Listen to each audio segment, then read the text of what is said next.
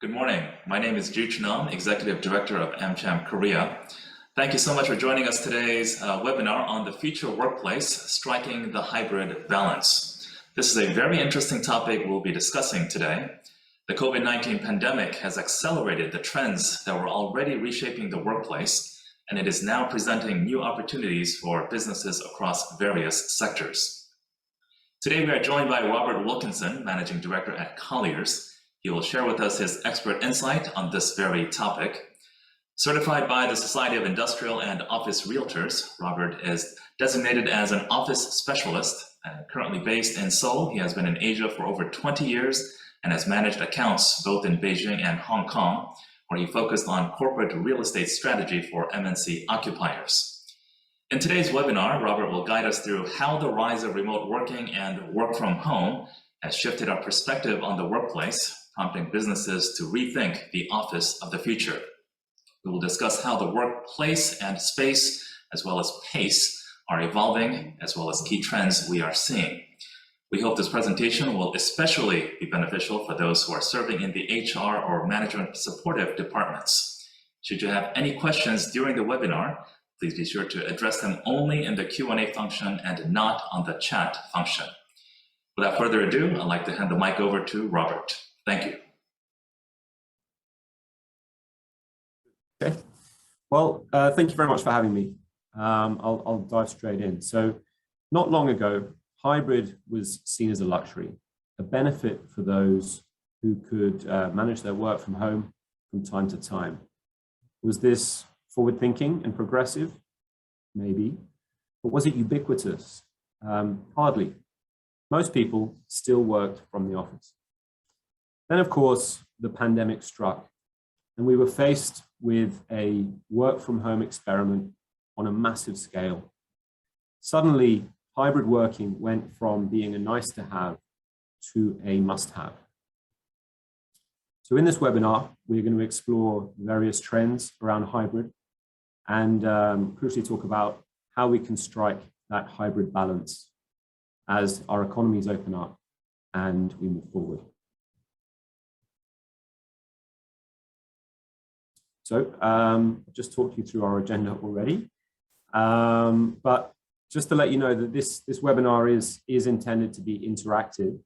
So please have your smartphones ready.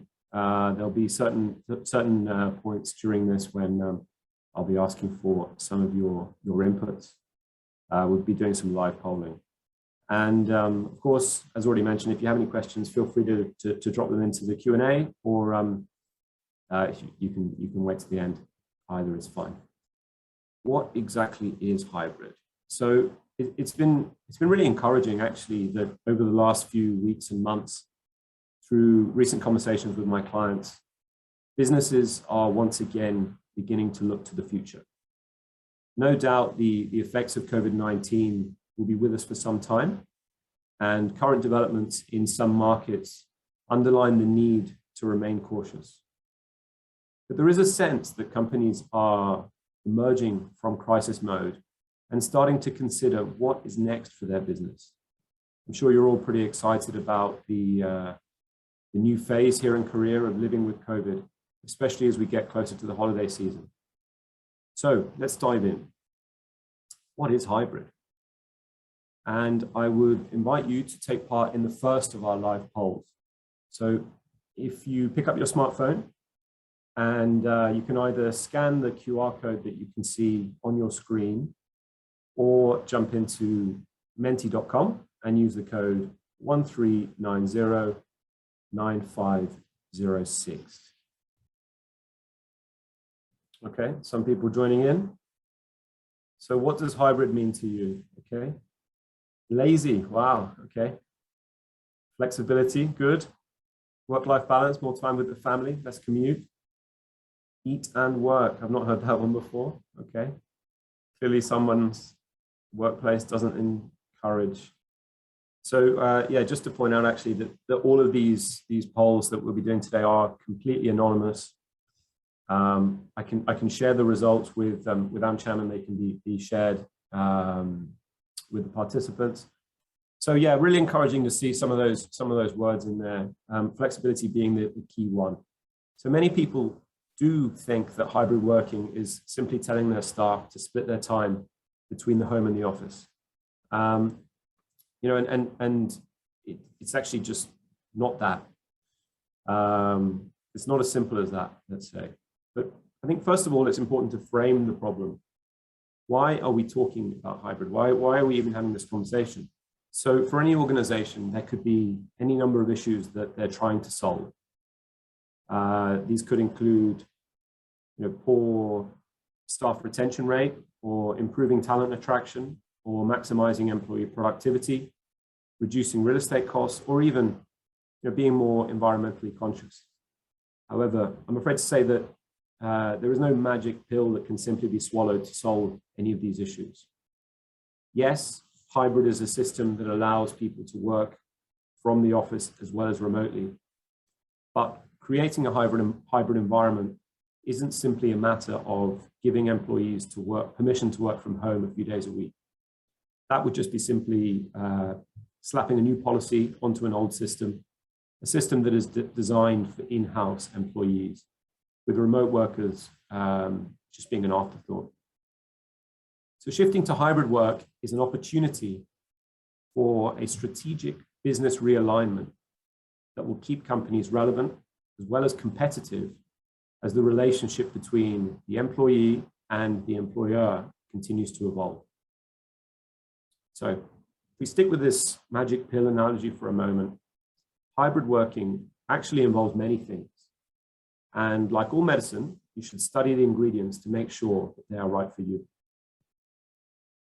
So for it to be effective, the elements as shown on the right-hand side of this chart will vary, and they will vary depending on many factors, such as the nature of the business, your location, which department you're in, the processes that you use, as well as your company culture. And of course, these will vary from office to office and country to country. And I'll touch on a little bit more about this later in the presentation. So when we talk about hybrid, we generally talk about 4 work profiles. And subject to work nature, employees will be put into one of these profiles. However, there is no one-size-fits-all cookie-cutter approach that can work for everybody. The 4 profiles are an office-first approach, where, you know, as it says on the tin, companies require their employees to come to the office most of the time. Second, there is hybrid with partial autonomy. Under this strategy, companies decide how often and when their employees can work outside of the office. Third, there is a hybrid with full autonomy. Here, companies will allow employees to determine when they come to the office and when they work elsewhere. And finally, there is a virtual or remote first strategy. Here, most employees are not in the office. So I mentioned earlier that some countries are more progressive in terms of new ways of working. And over the last 18 months, we've been speaking to our clients around the region, asking them to give an opinion on hybrid working, how work from home is going for them, and how they're managing with the pandemic. So we've found that some markets were more likely to continue with hybrid in the future. So those markets were the Philippines, Manila, Tokyo, Singapore, and India. Korea, Hong Kong, and China, probably a little bit further back on this curve for new ways of working. At least in the short term, we expect these markets to maintain some more traditional working styles. This is, of course, quite general, but it does give a really good indication of trends in some markets. So we talked about different countries, but what about different companies? How are different companies approaching future working styles? So this slide is a really good one to reemphasize that there is no one-size-fits-all approach for new ways of working.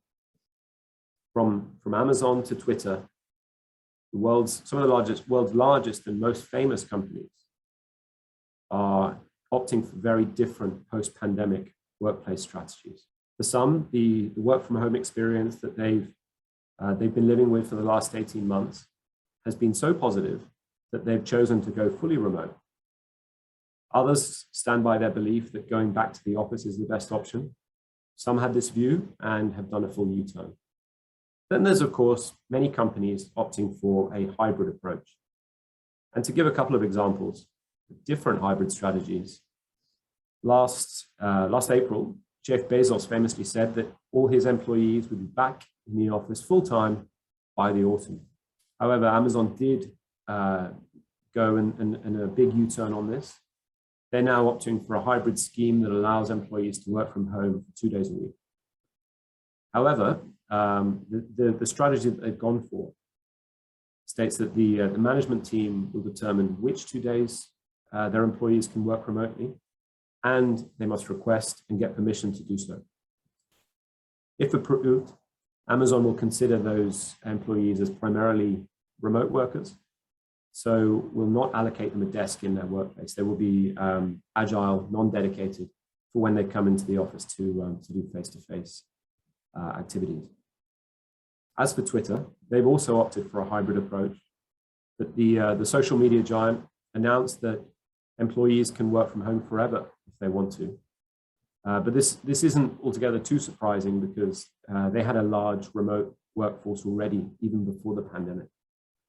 So in an article on their own blog in May of last year, they stated, and I'll quote, "Twitter was one of the first companies to go to a work from home model in the face of COVID-19, but we do not anticipate being one of the first to return to the office." They continue to say, if our employees are in a role and situation that enables them to work from home, and they want to continue to do so forever, we will make that happen. But if not, our offices will be their warm and welcoming selves with some additional precautions when we feel it is safe to return. So both of these companies employ a hybrid model. Amazon more on the partial autonomy side, and Twitter on the full autonomy side. And then if we look a little bit closer to home, both Chickbang and Line are moving to hybrid as well. Line have stated that they will keep their existing office, but will renovate to increase space for socializing, resting, and collaborating. And they will also eliminate assigned seating. What about other companies? Huge variance in opinions here. So Deloitte, one of the world's largest accounting firms, has said that their 20,000 staff employed in the UK will be able to choose when, where, and how they work in the future. And on the other side of the spectrum, Netflix, arguably one of the most outspoken around hybrid working, their CEO, Reed Hastings, apparently doesn't see any positives to working from home. He mentioned famously in a Wall Street Journal article that not being able to get together in person, particularly internationally, is a pure negative. So big variances in opinion. So let's jump into some trends. While this hybrid strategy, these hybrid strategies that we're talking about might seem like a brave new world, and I've heard many times people say that once people have experienced working from home, it's very difficult to put the genie back in the bottle, so to speak. I think it's fair to say, and it's important to point out actually, that the genie was already out of the bottle. And the pandemic has merely accelerated some of the trends which were already with us. So going forward, I would like the flexibility to work remotely for 0 days per week, 1 to 2 days per week, 3 to 4 days a week, 5 days a week, okay?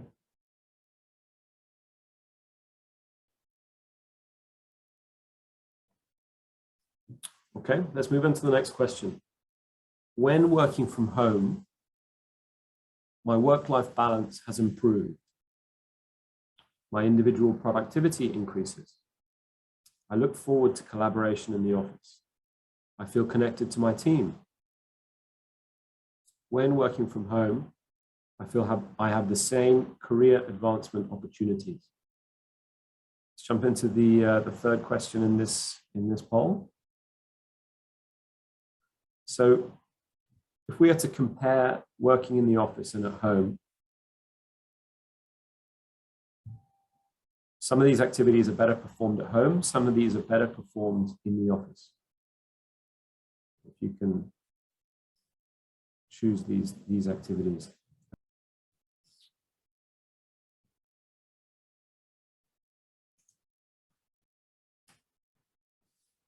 So I just put this slide up here to show the results of our Asia-wide survey that we carried out at I think it was at the back end of last year.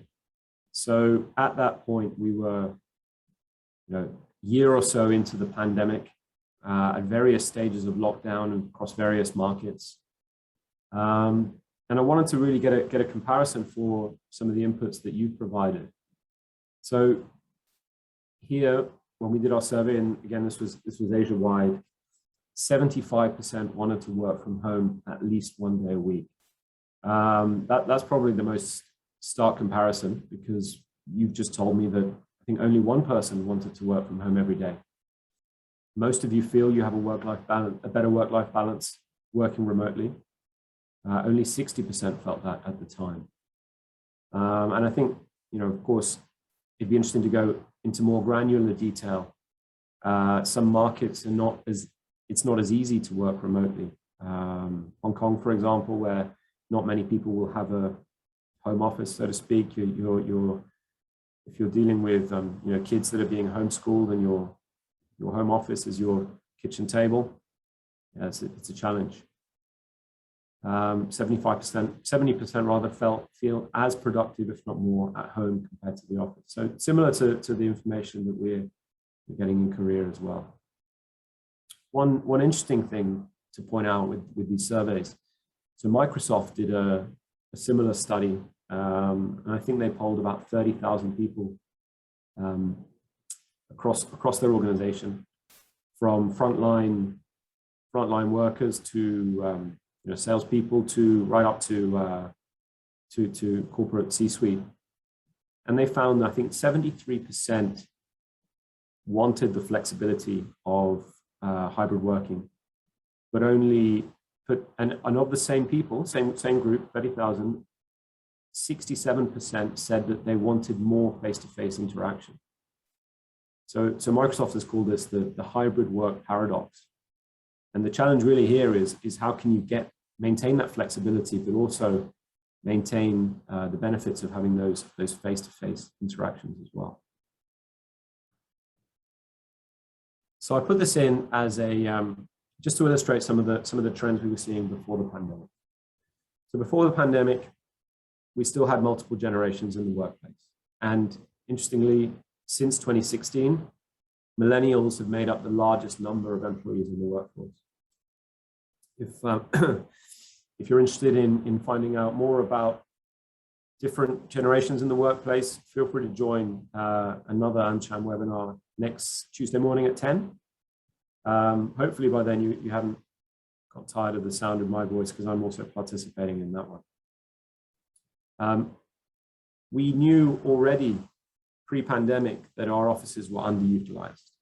Companies were already looking at ways of being more efficient, and this can be best demonstrated by the rapid rise of the flexible workspace sector. And third, staff were already demanding different work settings for different tasks. So we already saw many companies moving to open plan, moving to unassigned seating, providing a different mix of work settings for collaboration, focused work, teamwork, etc.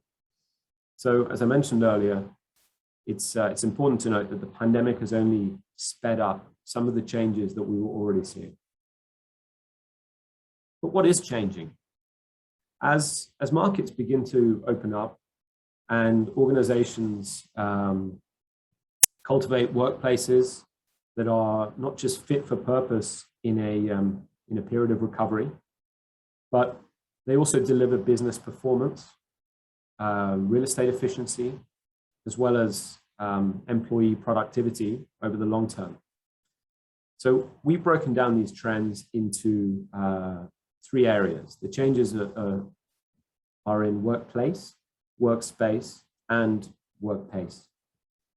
So these can be combined, as we call it work cubed.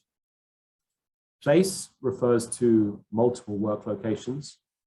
Space talks about the work experience, and pace focuses on technology-driven productivity. So I'll jump in quickly to talk about the workplace trends. So when I got into real estate, I was always told that the first rules of real estate were location, location, location. Now I think this has changed, and it's now one single rule. The rule is locations, plural.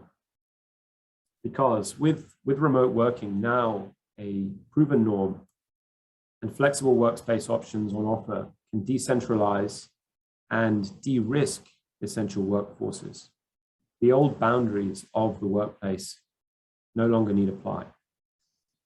More companies can take steps to reduce the dependence and costs of core CBD offices, splitting and managing operations across multiple locations to mitigate risks, leverage geographical advantages, and engage a broader talent pool. So the opportunities involve leveraging technology to support remote working, giving employees greater flexibility, as well as maximizing elasticity in real estate portfolios.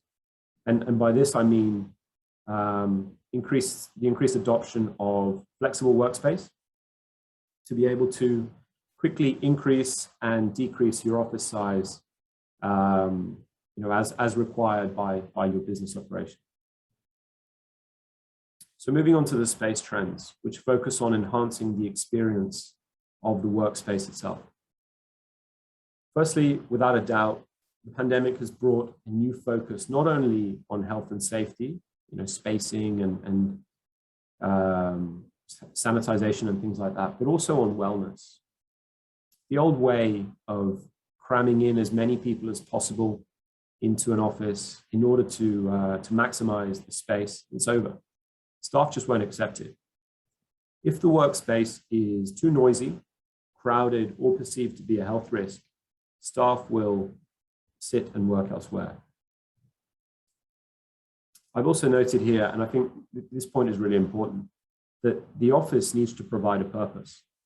That's to say that having experience working remotely for the last 18 months, and employees realize that they can be efficient, they can get their work done, and they can collaborate without having to physically commute for an hour and a half or 2 hours each way, they won't do so. If all you're offering them is a desk for them to check their email, they can do that at home. So for me, this means that the office needs to be an enjoyable, experience-based working environment that offers a purpose. That purpose needs to be fostering in-person collaboration, fostering company culture, problem solving, and of course, it should be a center for innovation. But I think none of these things should be considered a burden, but rather an opportunity to introduce change to the built environment and lay a foundation for greater efficiency in the use of space, as well as a more engaged workforce that contributes directly to the bottom line, and of course, improves talent engagement and retention in the process. And finally, onto the pace trends. So change is a natural part of any business, and the acceleration of technology has given companies more possibilities to transform than ever before. However, technologies that technically solve problems but are slow, hard to use, or simply just do not work, undermine and lead to resistance. So the trends include the massive adoption of collaboration tools to enable teamwork, as well as cloud technologies and software as a service making it easy for hybrid workers to flexibly reach key systems. So these systems might include things like SharePoint sites, Dropbox, or you use Concur to handle your expenses, WebEx, things like that. And the third trend is that through the use of technology, we can not only operate our offices in a more energy efficient way, such as having lights only come on when an employee is in that group. We can also better understand the real usage of the space and then use the data to make improvements. In a way, these pace trends are altering the way that all companies work and forcing, at least to some extent, all companies to essentially become technology companies. This does come with its own challenges, but the opportunities are vast. So let's move into the final section. How do we find a hybrid balance that's right for your organization? I think it's clear that in order to reap the benefits of a hybrid workplace, you need a long-term view, a long-term strategy with a goal of delivering an intelligent user experience that extends beyond the walls of the office. Until a couple of years ago, so before the pandemic, the workplace was all about being present in a physical location. But the future is all about flexibility, as we saw in that word cloud that you all participated in, as well, and a blend of in-person and remote collaboration. Post-pandemic, I expect my organization to roll out the following workplace strategy. Office first, hybrid with partial autonomy, hybrid with full autonomy, so you can choose when and where you work. Virtual first, so you will be working somewhere else for most of the time.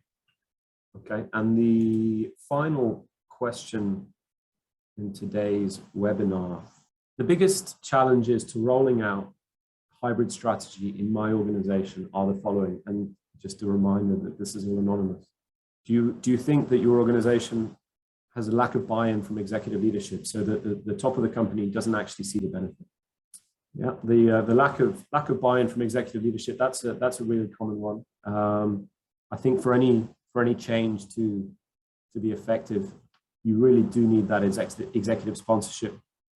If they don't believe in it, you know, why should their employees believe in it either? Okay, thanks very much for participating in that. So let me talk you through some of the benefits and challenges first, and then we'll give a wrap up of some things that you should really consider when rolling out a hybrid strategy. So I think that when planned carefully and strategically, the hybrid working model, combining remote and office work, has the potential to improve your organization in multiple ways. First of all, hybrid model can offer flexibility and empower employees to work in a way that suits them. This, of course, in turn boosts productivity. By encouraging a culture that views remote work as a positive alternative to completing deep focused tasks in the office, teams can find a good balance of creativity and collaboration. For example, employees who need peace and quiet to focus, or employees who thrive in an office setting, can have a choice to work where and when they're most productive. Next, many studies have shown that autonomy is the key to employee satisfaction. If you provide full autonomy and empower your staff to make decisions on how, where, and when to work, employee satisfaction will skyrocket. Third, while work and life may rarely be in perfect balance, a work-life fit is a vital aspect of any healthy working environment. And hybrid work enables each employee to fit their work and life together in a way that works for them. This, of course, reduces stress and helps prevent burnout. Next, on the cost reduction front, from an employee's perspective, commuting less frequently and having to buy, for example, fewer expensive CBD priced meals can bring about some decent cost savings for them. But also from the company's point of view, depending on how far they go in terms of full hybrid and how many people work remotely, there is the potential to reduce some of the amount of office space that you lease. So for most companies, real estate is the second highest expenditure after salaries. So if you can reduce your office size, the savings can be significant. Finally, if you occupy a smaller office and have fewer staff commuting to get there, you'll consume less energy, less water, and of course, depending on how your staff commute, potentially less fuel.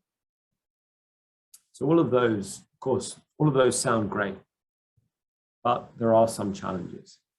And I think first and foremost, the most difficult one to eliminate is the challenge of unconscious bias.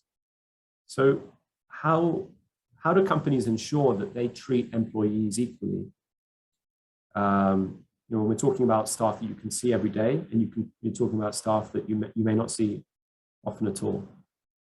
So research actually carried out by MIT suggests that remote workers may end up getting lower performance evaluations, smaller raises, and fewer promotions than their colleagues who are based in the office. They refer to this as passive FaceTime. So basically, remote workers may suffer simply because they're not being seen. Next, we have just referred to work-life balance as a positive, but we're also claiming that it's potentially a challenge. So if employees, we saw this in the poll actually, employees may feel that they need to stay online longer to show that they're working if they're not in the office.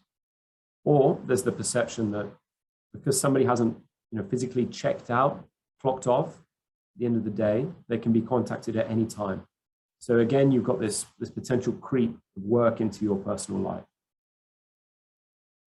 Third, we talk about isolation being a major issue, and the pandemic has certainly shown us that reduced human interaction can adversely affect mental health, and this of course can lead to depression.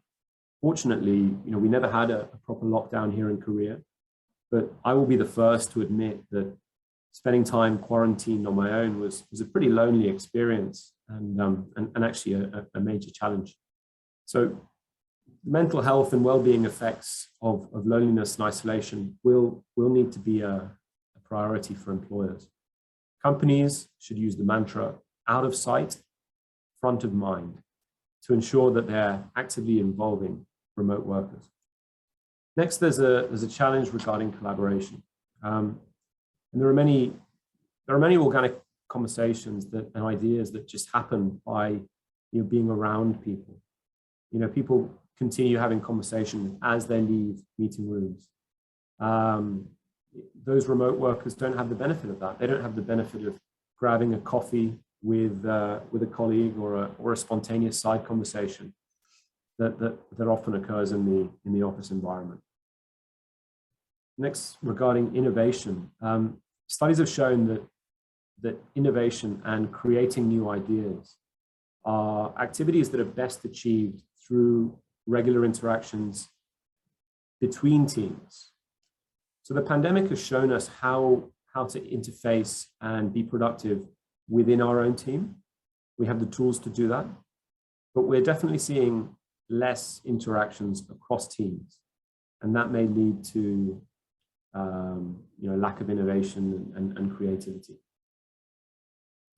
Next, this next one is regarding culture, and culture being diluted is something which Sundar Pichai, the CEO of Google, stated quite recently. He said that we're living on borrowed time. We're working on borrowed time in terms of the memories and the relationships and connections that we've had.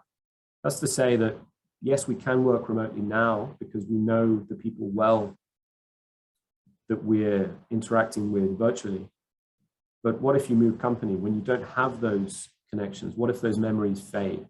How is that going to impact the culture of an organization?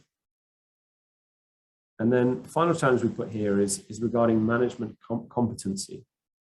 And, I did say that these trends were already happening, but the scale and the speed of these trends shouldn't be underestimated.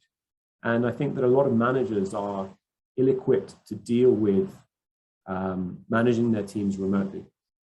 Some may have trust issues. If I don't see somebody, are they really working? Some may lack the skill to communicate effectively virtually. And some might even feel that their role of overseeing people is becoming obsolete. So this might create friction. So how do we find a hybrid balance? Over the last 18 months, long-established practices and business models have tested us like never before, especially when it comes to our workplaces. These are undergoing unprecedented and, as I said, accelerating change. So we've listed here 5 steps, 5 things to consider when it comes to considering how you can embrace hybrid in your organization. So first, regarding the experience, companies should think employee first. Companies should consider every aspect of the employee experience. And this of course, needs to extend beyond the office walls. So companies should invest in the technology and infrastructure that ensures that employees who are working remotely can do so with ease and in physical comfort, and that they're able to connect seamlessly with the teams that are working on site. Companies need to experiment to test new office designs as well as models. If nothing else, the COVID-19 pandemic has caused us to learn the importance of experimentation through the overnight transition to remote working. Workplace and the space needs of companies as well as their employees will constantly evolve, and being able to adapt from fixed to flexible is what will differentiate businesses that win during these changing times. Next, we put educate, and this talks about educating and repeatedly training employees on how to operate in a hybrid way. So some of this will, of course, include setting up guardrails and processes. How often we want you in the office, when you're outside of the office, how you communicate, how you stay engaged, how you participate in meetings, and of course, how to use the new tools that you've been given.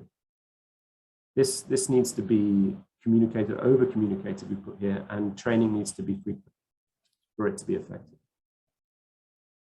The final 2, we need to recognize and embrace change, and recognize that productivity depends on 2 things. It depends on the individual, but also on context. Working from home may negatively impact the performance of working parents. For me, for example, I couldn't work from home all the time, but it may bring out the best in somebody whose role requires concentration. And finally, companies should empower their employees by providing clarity and certainty.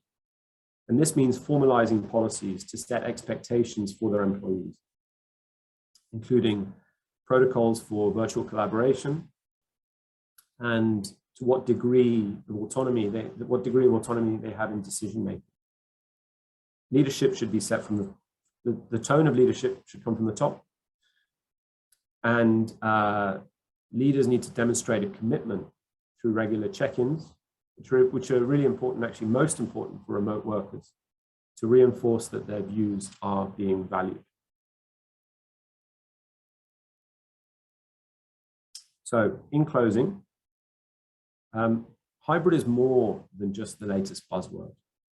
It's massively growing in popularity with both businesses and employees. Many like it because of the flexibility it provides, but whilst flexibility is great, work isn't just about the individual. It's about being available for your colleagues and your customers as well. It's all about striking a hybrid balance, which requires all parties to consider each other. So with that, I think we have 10 minutes or so for any questions. Thank you for listening. All right, a few questions coming in.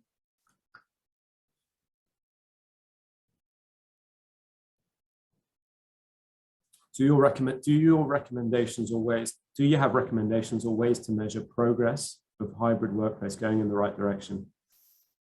Yeah, I think in order to measure whether it's working, it really will come down to the outputs.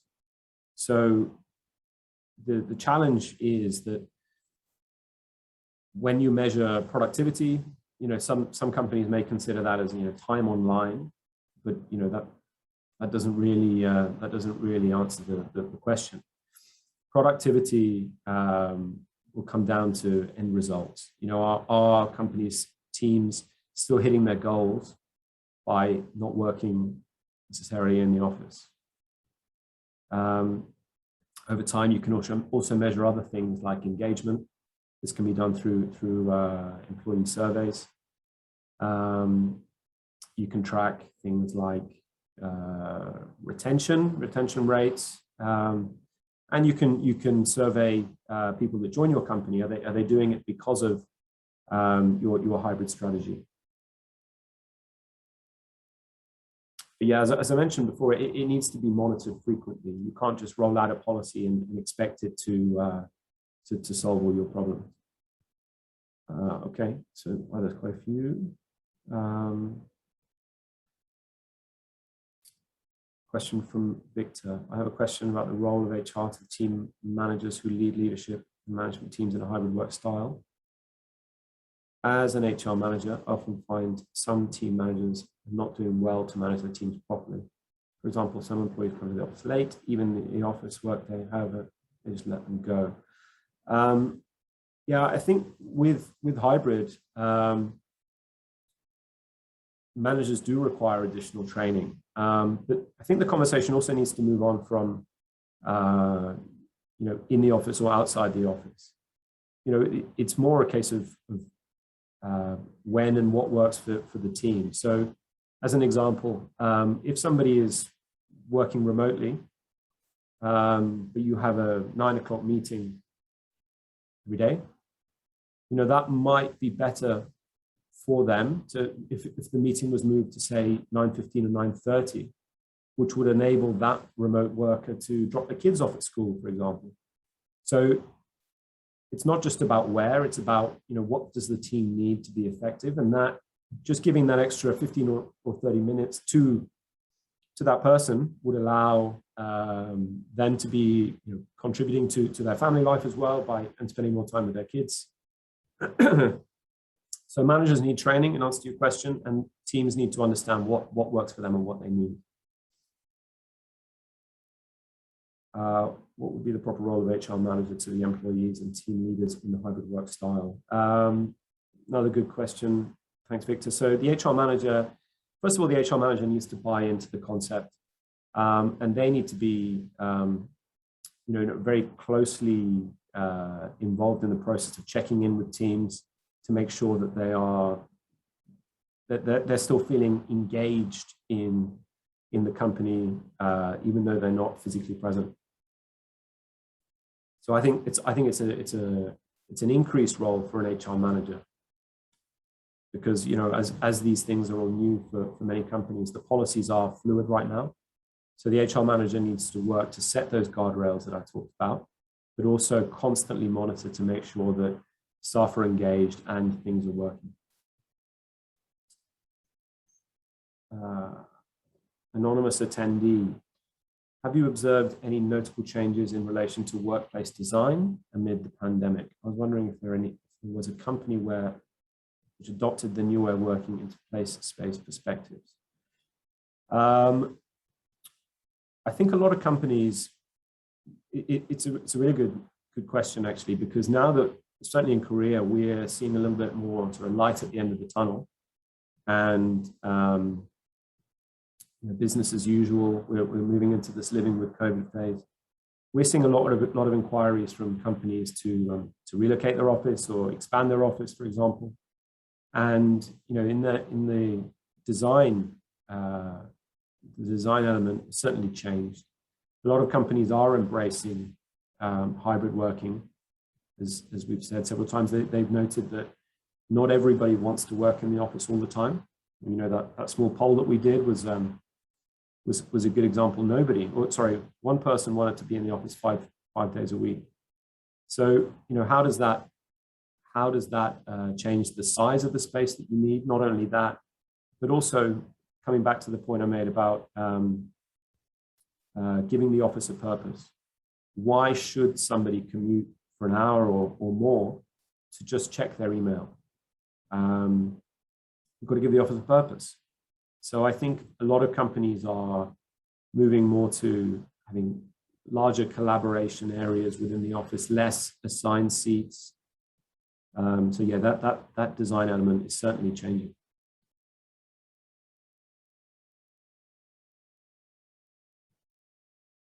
A good example of change management, especially for biases. Yeah, that bias one, the unconscious bias one, is one of the hardest ones to solve, and it just requires repeated training and communication. So it's not just about training on the tools, but training on how we interact with each other, so that those that are working outside of the office are really kind of wholeheartedly brought into the team and still remain part of the team environment, so they feel involved, and management should be proactively engaging with them, so out of sight, front of mind. You always have to go the other way, communicate more with those people than those that you can see in front of you.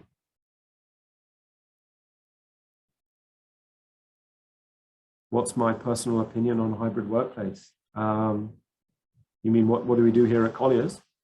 So at Colliers, my own view is that I don't really mind where people work. I'm happy for people to be home, be in the office, be in a Starbucks. I don't really mind, as long as they get their work done and the team element, the team culture, that isn't negatively impacted either. I would like to have people come into the office for some of the time, because I do think that people that work better together because they like each other, they trust each other, and ultimately comes back to that team element. So yeah, if you feel that you need peace and quiet to get something done, to work on a presentation, whatever it is it might be, go do that. And you can do that wherever you want. But I still want some face-to-face interaction. Yeah. So hybrid rather than full-time virtual would be my preference. One from Elizabeth. Thanks for your presentation.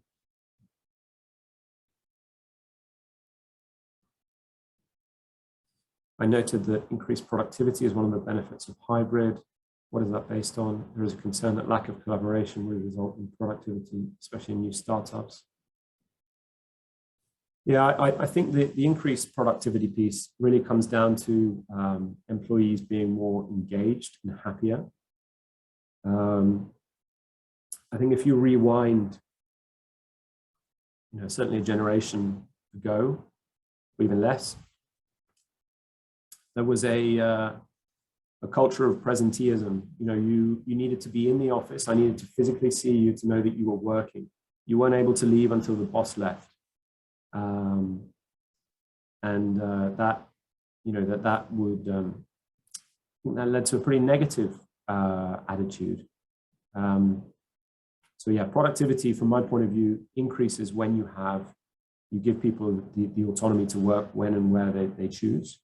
But yeah, of course, ultimately it's going to come down to outputs. Are you still able to meet those goals? So I've just been prompted to wrap it up as we reach the top of the hour. So one final question, if we have one.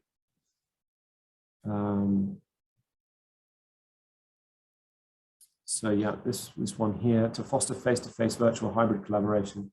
Do you have any examples by setting right expectation from leadership team and employees, or a definition of collaboration, ways of working? Yeah, I'm not really sure I understand the question, but I think leadership needs to buy into the concept. They need to understand why we're doing this. So I mentioned earlier that, you know, there's no magic pill. You need to first understand what the problem is you're trying to solve, and then define a hybrid structure that works for that. Yeah, so I hope that answers your question. If you've got any others, of course, feel free to contact me directly, and either via LinkedIn or on email. Thank you very much for having me, and thanks for listening.